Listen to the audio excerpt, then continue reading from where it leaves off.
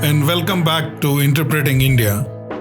The 2020s began with a deadly pandemic, precarious geopolitical relations, a sharply contracting economy, and a rapidly evolving technological landscape. This season, we at Carnegie will examine the challenges and opportunities that India might confront through the decade. I'm your host, Rajesh Bansal, and this week we are diving deep into Central Bank Digital Currencies or CBDCs.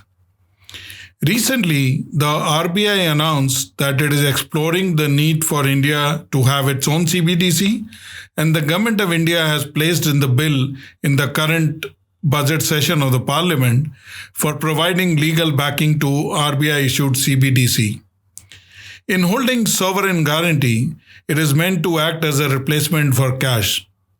Due to the potential benefits, countries across the world have been exploring their viability.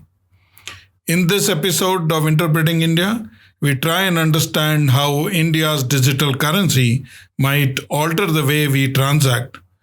What advantages could such a form of currency offer? How would it impact India's monetary policy? And finally, how might this affect the Indian payment landscape? Joining us today is Jonathan Dharmapalan. Jonathan is the founder of eCurrency, which is pioneering secure CBDC solutions around the world. Before this, he headed Ernst & Young's global telecom practice and chaired its mobile money office. Jonathan has 27 years of experience in the field. Jonathan, welcome to Interpreting India. Great to have you with us. So let's start with the basics. Can you explain to us what a central bank digital currency is? Certainly. So before we get into digital, we should maybe spend a moment on what a central bank currency is. So if you look at what we are very familiar with as currency, which is usually notes and coins, those come or are made available to the public really as a part of a legal doctrine of a country. And the legal doctrine of a country basically gives the authority to create currency to their central banks. And this is pretty uniform around the world. In India, for example, there is a slight twist to that. And that is that the finance ministry actually issues the 1 rupee coin, and then the authority to issue all other notes is handed over to the Reserve Bank of India. And this is just I would say, a residue of history that is somewhat unique to India. Now, when a central bank issues currency, they are essentially recognizing the amount of currency they put into circulation as a liability directly on the central bank's books. So the notes and coins, the rupee notes and coins that you're carrying in your pocket, the value of that is a direct liability on the Reserve Bank of India. Okay. Now, when you're talking about a central bank digital currency, all you're really implying there is that the central bank will start to issue a new form of currency. If you think of notes as a form, as in paper form of currency, that's a direct liability on the central bank. When a central bank issues digital currency, that too will become a direct liability on the central bank. The question and the reason why this is being discussed by the government and the legislature and the finance ministry is whether or not a central bank has the legal authority to also issue a digital form of currency. So it's no different than the money you carry in your pocket today that happens to be a 100 rupee note. The only difference is that this new form of currency will come in a digital format rather than in a physical paper format. Thanks, Jonathan, for this introduction. And as you pointed out, India's unique situation where the 1 rupee coin, as we can call it, is issued by the Ministry of Finance and signed by the Secretary of Finance, as well as, however, the other denominations are issued by the Reserve Bank of India. But, I agree that it will be digitally issued by the Reserve Bank of India or the central bank, and we will look at the contours of that as they come out in the bill. But a lot of confusion is how will it be different than the current digital wallets that I hold or the digital payment instrument that I hold? Could you tell us a bit more about that? Certainly. So there are today several private companies that provide for digital wallet services. And what you're essentially doing is you're essentially giving them fiat money in exchange for which they recognize a liability to you. The private company recognizes a liability to you in the form of a digital wallet where they put a value against that. That value is essentially underwritten by the private company. And as long as the private company honors that value, you are able to execute transactions, mostly within that private network, for purposes of making payments, etc. The fundamental difference between that and a Reserve Bank of India issued currency is that the liability for that currency will shift from the private entity to a public entity, in this case, the Reserve Bank itself. And as we know, the stability of the Reserve Bank is a very important part of the financial system in India, as is the stability of any central bank. And so we are essentially relying on the assets of a central bank rather than the assets and the ability to honor that liability of a private entity. From a user perspective, sometimes the users may not recognize that there is a difference as long as when they execute transactions, the transactions go through. But you have to always understand that the risk you're taking in signing up and using digital wallets provided by private companies, that the private company has to be able to honor the essential transaction. Mm-hmm. So I get that point, and I suppose the same holds true not just for wallets, but also deposits held with the banks. And I might be using different channels. And that's also a liability of the institution, such as a bank. Well, let's stop there for just 1 second, if you don't mind. So deposits issued with a bank, which is a highly regulated entity, by the way, have a slightly different role. In that banks take your deposits and they use that capital as a settlement reserve at a central bank. Okay, and that settlement reserve or that particular reserve also allows the bank to give out loans in excess of that reserve. And it all depends on what reserve ratios are set from country to country, from bank to bank. Those reserve ratios may be different. So, for example, if I am a bank and I am holding 100 rupees in reserve, I may be permitted to make out loans, let's say, with a 10x reserve ratio, which means I can loan out as much as 1,000. So the regulatory structure under which banks work require reserves with the central bank. That may or may not be true in the case of private entities, which are not regulated like banks. No, thanks for clarifying this, because that's another confusion in terms of wallet issuing entities and the banks. Thanks for bringing up the fact of the reserves and the leverage with the banks enjoy. So before I go on to the other aspect, which needs more clarity, is central bank digital currency versus a cryptocurrency.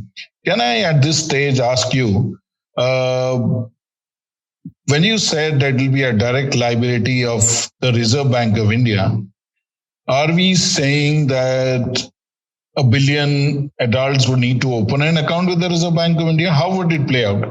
People are curious to know. Well, essentially, if you hold an account with the Reserve Bank, you theoretically have a liability on the central bank. But today, mostly only commercial banks hold accounts at the Reserve Bank.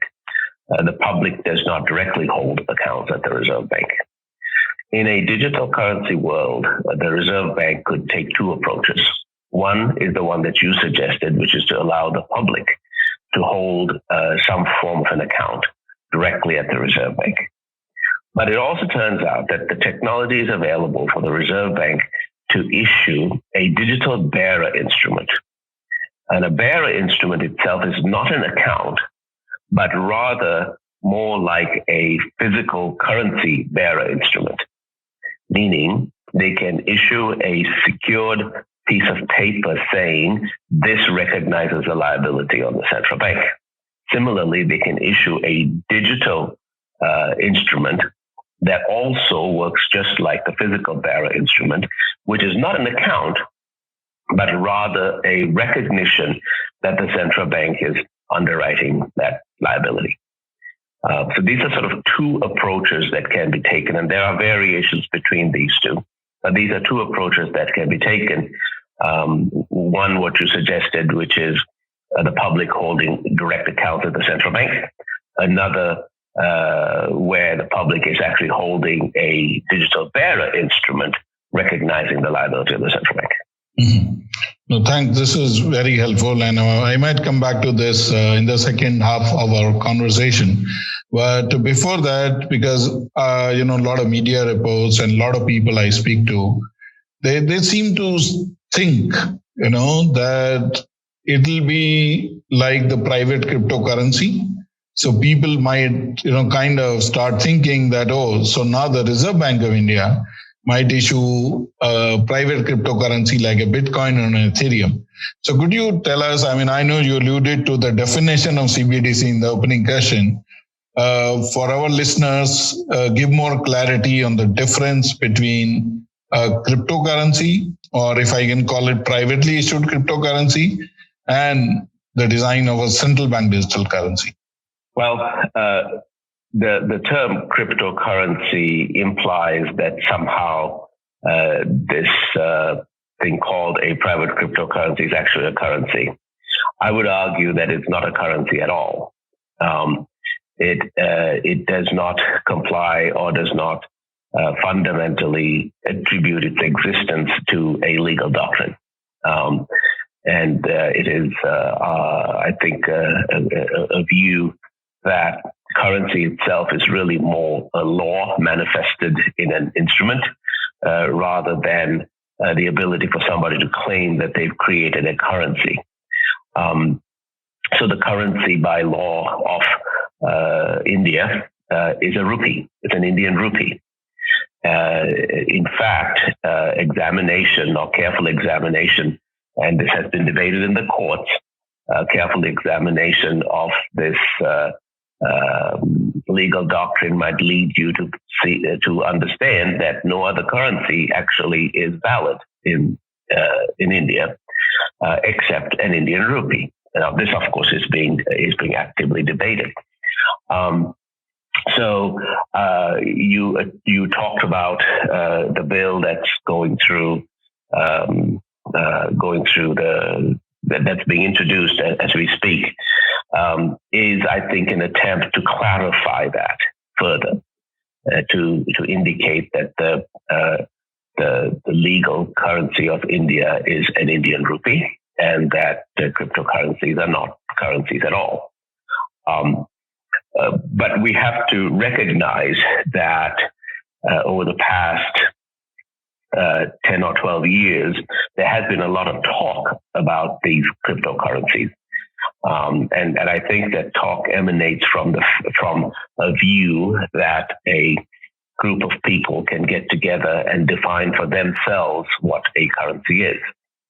Now, there is a historical precedent for this.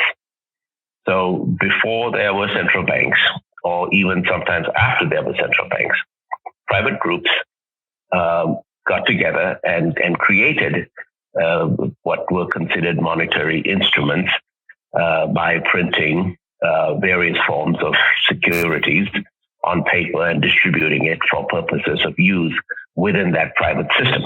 Okay, it existed in India. There is the concept of a hundi. The hundis did exist in India and probably do in some unique cases even today. The creation of a central bank essentially eliminated the need for multiple privately issued monies to be in circulation, and to create a commonly available fiat currency. And I think in the digital world, eventually we will all gravitate to that commonly available digital fiat currency or central bank digital currency. And certain governments will consider other forms or other issuances by private entities to be non-valid in their country. That's an interesting point, that your observation on, we will gradually gravitate, or the world will gradually gravitate to a fiat digital currency. And I'll come back to that because I'm keen to know what your views are on that in this decade. But before that, can we spend a few minutes on the underlying technology? So again, I've been bringing in private cryptocurrencies here because most of them use distributed ledger technology. And there's a lot of discussion in forums where, people say that is the de facto technology to be used for a CBDCs.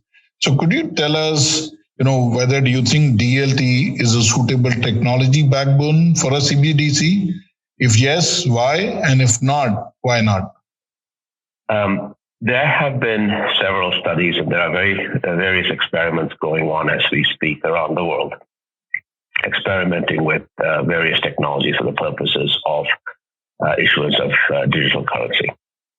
All of those essentially are trying to create a currency instrument that cannot be counterfeited, meaning allowing for very much like we secure paper notes with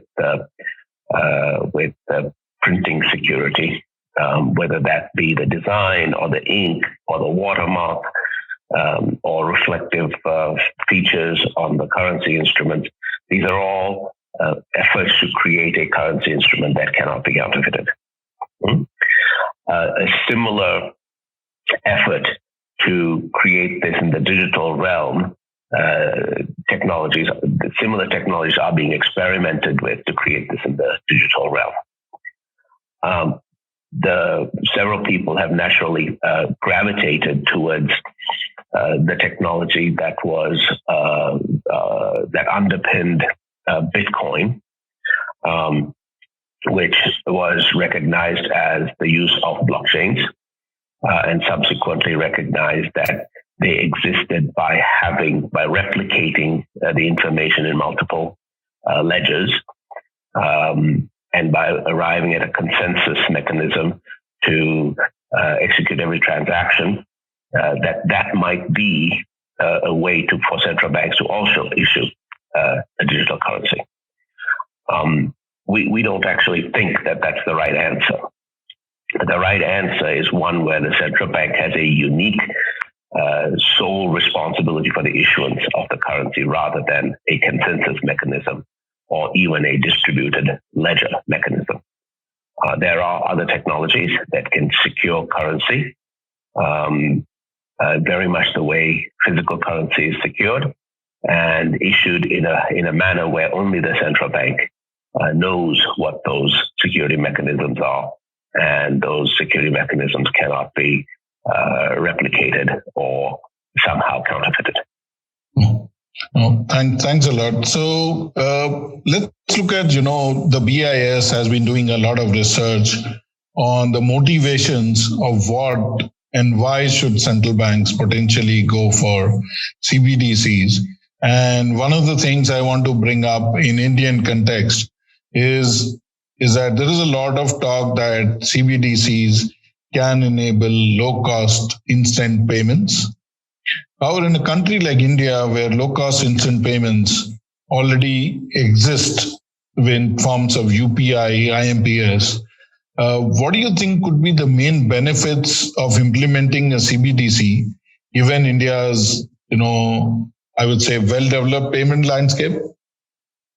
In many ways, the creation of a CBDC or the need for a CBDC, I think, is essentially recognizing that that digital transactions are going to be an important part of how the financial system will work in the long run. Up until now, we have managed to computerize transactions.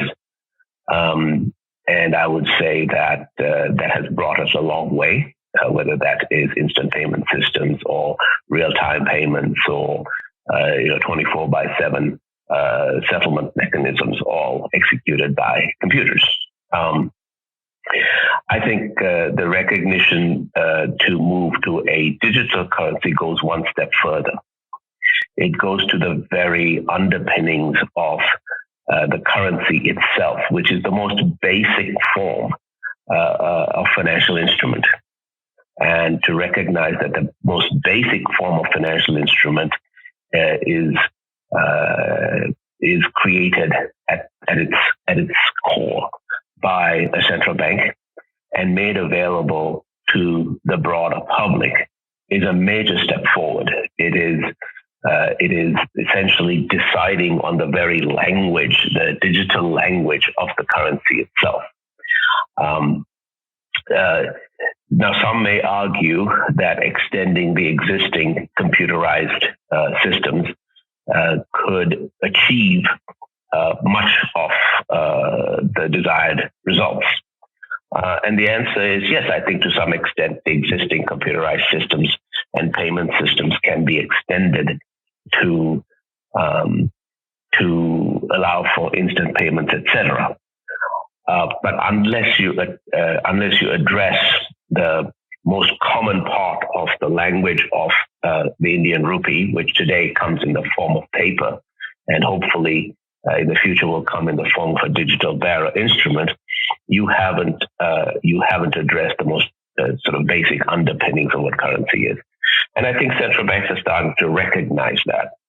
And the role of the central bank in being the purveyor or the supplier of the most basic form of currency in a digital world will most likely require the central bank to move to a digital form of currency. Okay. So it seems that, despite all the innovations in instant payment that India has had, that we still have a cash to GDP ratio at 12%, which is one of the highest in the world. So what you are suggesting is that we hope that if the rupee is ab initio issued digitally, that might be a key tipping point in reduction of cash in the economy, as a RBI might gradually replace cash or the rupee issued by digital rupee, as well as adoption. So on that, I want to ask you, you are familiar with the Indian context, that do you think that we in India would need options for offline transactions as well, given the fact that we have 700,000 villages and people, although we have a very good smartphone penetration rate, but there's still a lot of people with a feature phone, and there is I would say a residual 10 to 15% of population with no phones. So we can tackle the 10 to 15% separately, maybe not during this conversation. But what is your take on the options for an offline CBDC and what can India do? So I'm going to address the first part of your question because you talked about cash in the economy and a GDP to cash ratio of 12%. Remember, the central bank issued digital currency is also cash.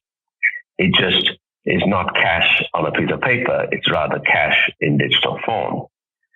So issuing digital cash or digital currency may or may not reduce the cash circulation in India.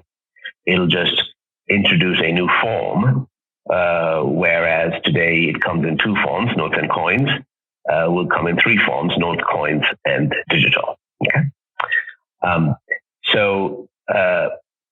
So we have to recognize that what we're really talking about is digital cash. It's not digital accounts. It's not bank accounts. It's not cryptocurrency. It is digital cash, digital rupees. Yes, there is this question about offline.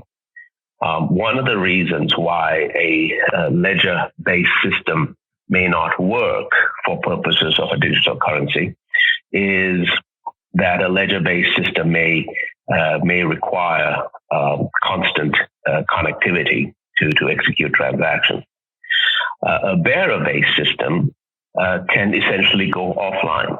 So in a physical cash world, you have a bearer instrument that initially starts off at the Reserve Bank that ultimately you hold in your pocket. And my ability to receive that from you and recognize it as a bearer instrument that came from the Reserve Bank allows for what is essentially an offline transaction, right? We're not going online. We're not going to the Reserve Bank to confirm that the transaction took place. We don't ask a commercial bank whether or not that instrument is valid. We look at it, we recognize it as cash, as currency, and we settle the transaction. With the use of a digital bearer instrument, you should be able to do the same thing. I should be able to give to you a digitally secured set of bits that once you have it, it's yours, it's not mine anymore. And you have the ability to validate it by looking at it. You look at it digitally, of course, by looking at it, that it must have originated from the Reserve Bank, and that is their liability on the Reserve Bank. So now then there's a question of how should offline work? Offline implies a bunch of things. One, that you don't have to go online to validate it. It may imply that you are able to execute a transaction without a communications link in place. It may mean that you're able to hold this instrument offline, meaning you can hold the digits on a card or a phone reasonably securely, like you would hold physical currency in a physical wallet. So it means all those things. And yes, those things can actually be done with a digital bearer instrument. However, if a central bank is to issue a digital currency, one has to recognize that the access to that currency may have to come from less than sophisticated phones. You talked about feature phones. In a situation such as an environment where you have to continue to use feature phones for the foreseeable future, it is possible for digital wallets to hold digital currency as a proxy. So private companies could provide for digital wallets that hold central bank digital currency on your behalf, and you can instruct them to send it or receive it using your feature phone. Right? So until such time that your phone itself is capable of holding that currency instrument.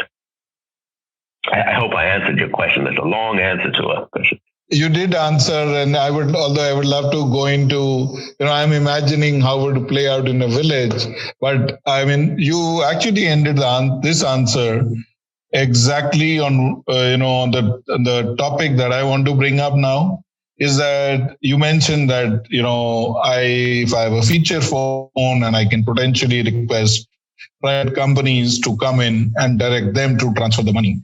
And that's what I was going to ask you now.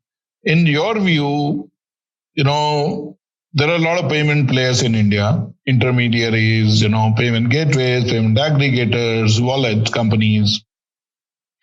Do you think that their business could be threatened or they could actually play a critical role in distribution of and adoption of the digital rupee? Well, in my view, I would say that there have been several things that have happened recently that have actually made a central bank digital currency viable. That includes, by the way, the telecommunications networks that you talked about, the access to mobile, which has enabled much of the population in India to have digital access, and the many payment companies that have now started providing service to a broad base of the public. Without these, I don't think a digital currency, even if it could be created, would be viable.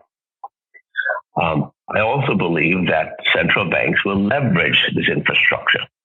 They will take advantage of the fact that there are communications links.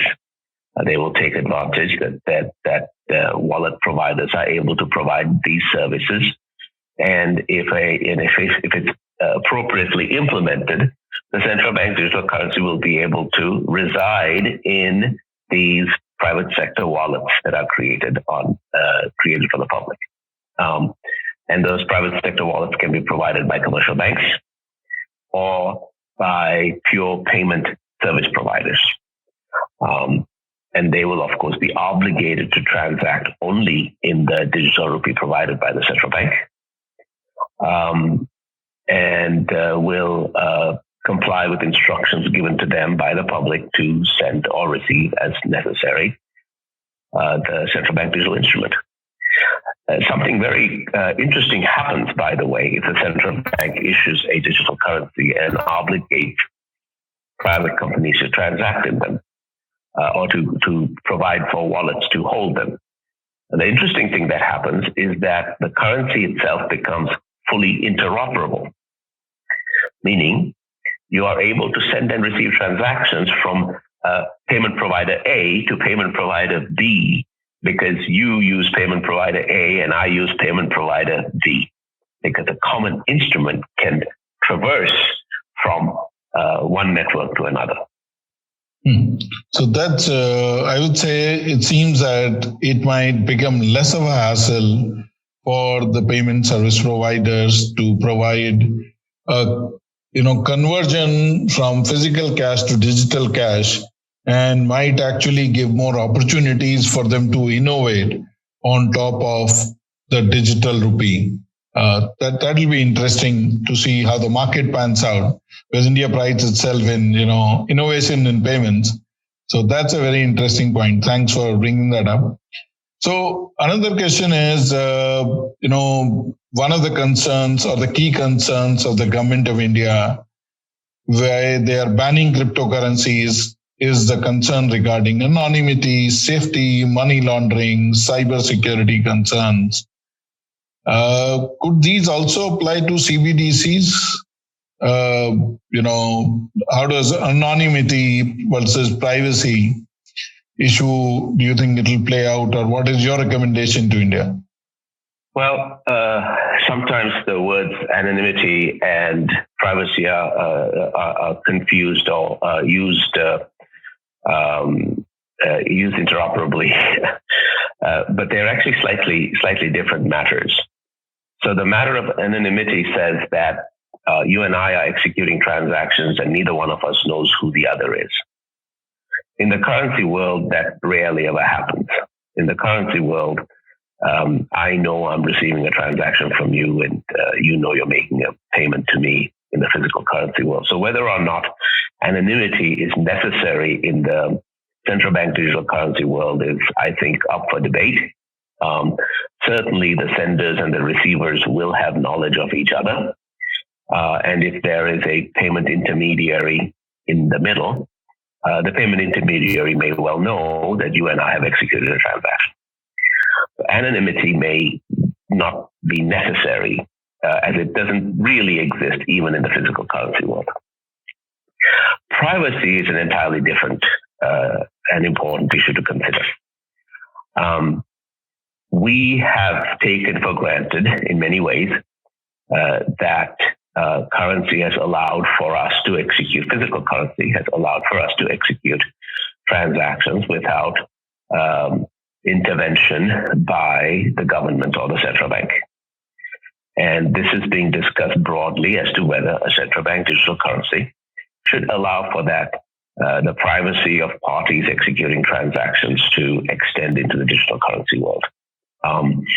And that's a very, very good question. It is not just a legal question, but I think it's a societal and cultural question.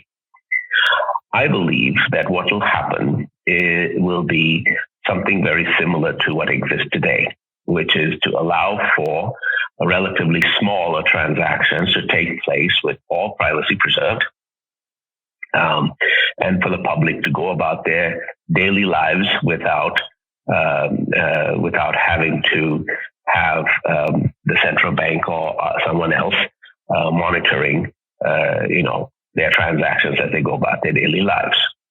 However, as you know today, larger transactions are reported in some capacity or the other by commercial banks and others to regulatory bodies, sometimes the central bank.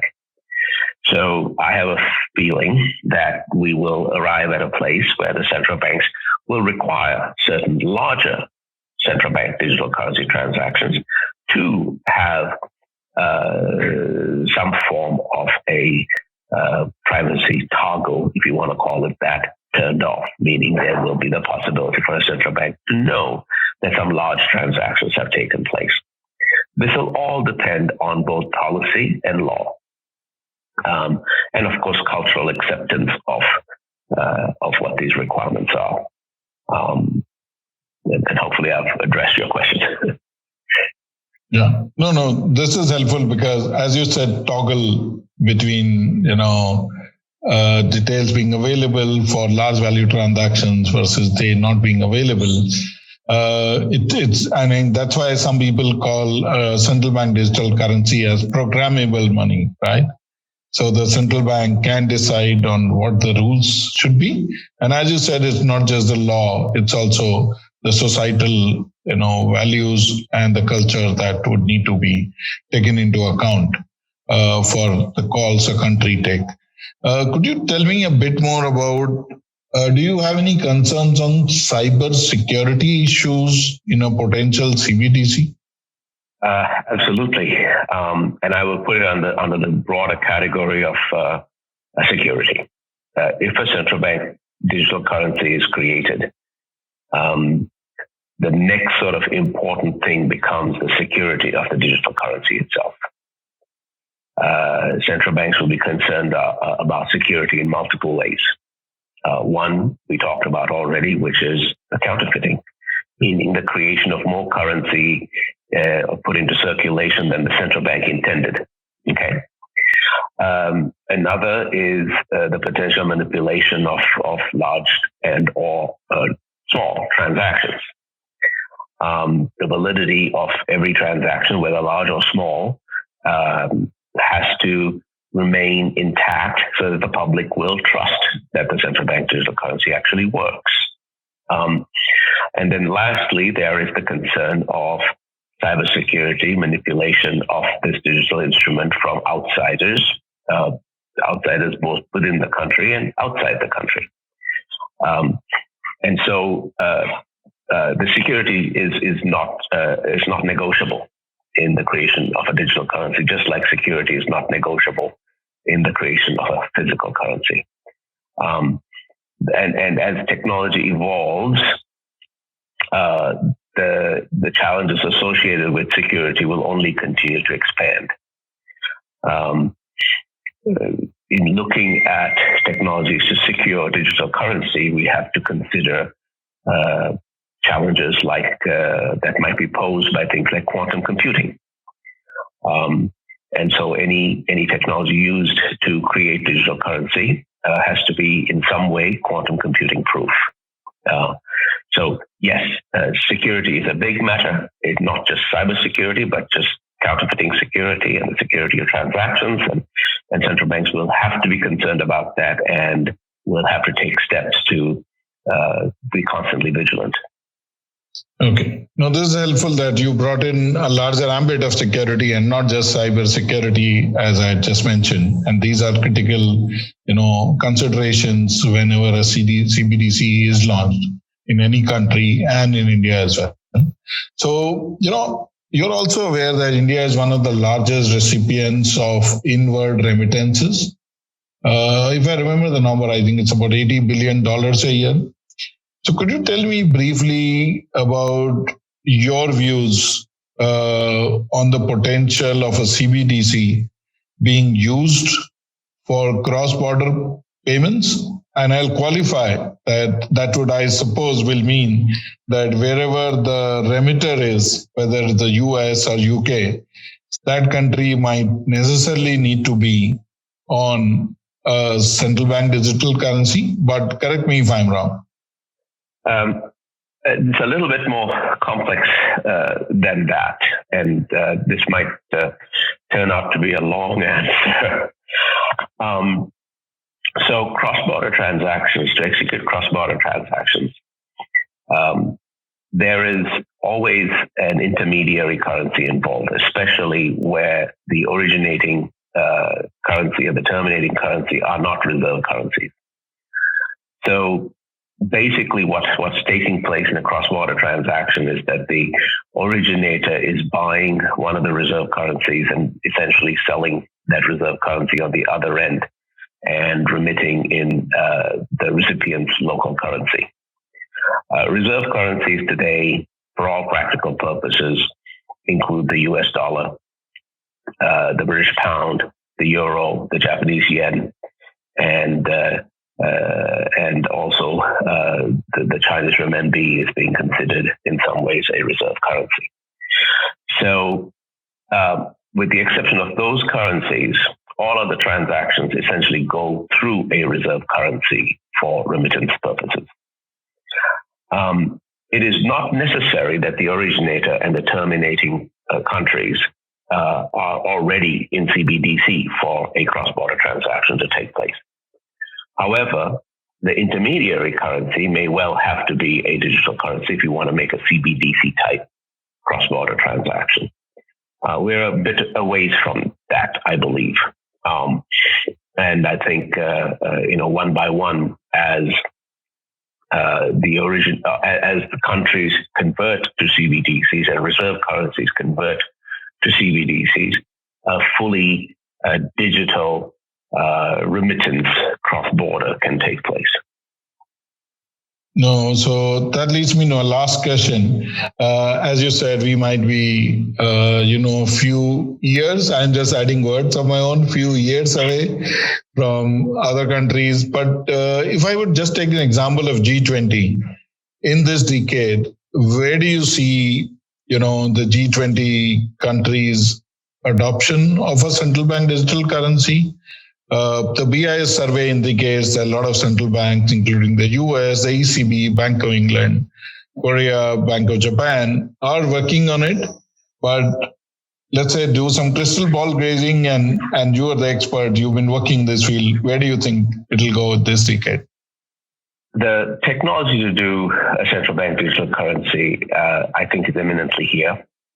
We are working with those technologies, and we think that the technical nature of solving central bank digital currency is not the challenge.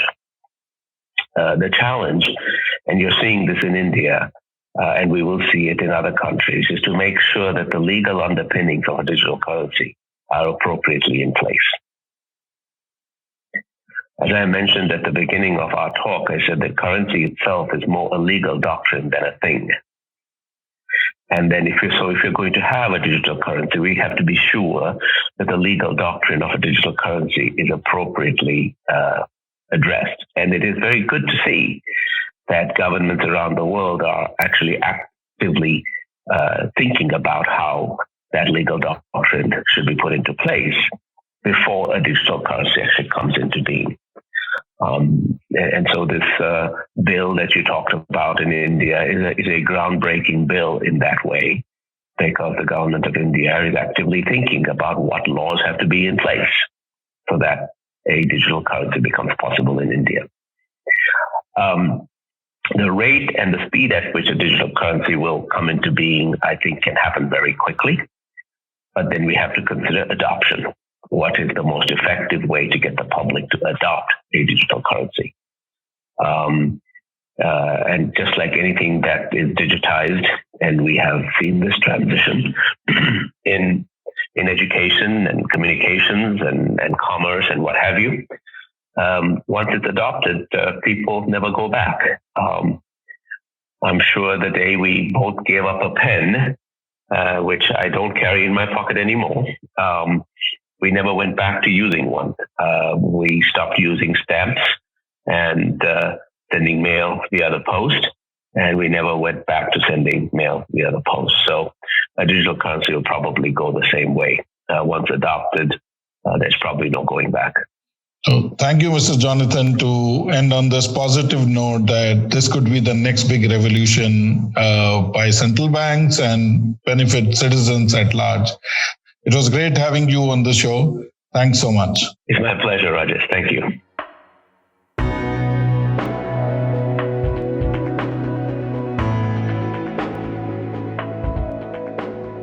On the next episode, my colleague Suyash Rai will host Pinaki Chakrabarti to discuss some of the trends in public finance. We'll be back in 2 weeks with a new episode.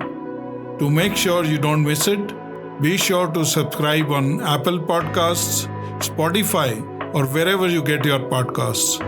To learn more about our research and team, you can also visit us at carnegieindia.org. You can also find us on Twitter, Facebook, and Instagram. Thank you for listening. See you next time.